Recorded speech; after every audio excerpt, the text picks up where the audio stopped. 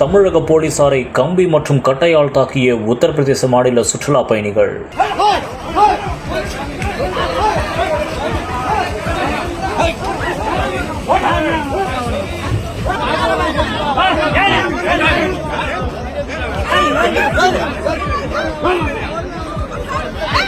ஸ்பாட்டில் சுற்றுலா பயணிகளை மடக்கி பிடித்த பொதுமக்கள். சேலம் மாவட்டத்தில் நடந்த பரபரப்பு சம்பவம். உத்தரப்பிரதேச மாநிலத்தில் இருந்து சுற்றுலா பேருந்தில் பயணிகள் வந்துள்ளனர். அப்போது சேலம் மாவட்டம் மேட்டூர் அருகே உள்ள காரைக்காடு சோதனை சாவடிக்கு வந்துள்ளனர். அப்போது மதுவிலக்கு போலீசார் சோதனை நடத்திய போது அங்கு திடீரென்று உத்தரப்பிரதேச மாநில சுற்றுலா பயணிகளுக்கும் போலீசாருக்கும் வாக்குவாதம் ஏற்பட்டுள்ளது.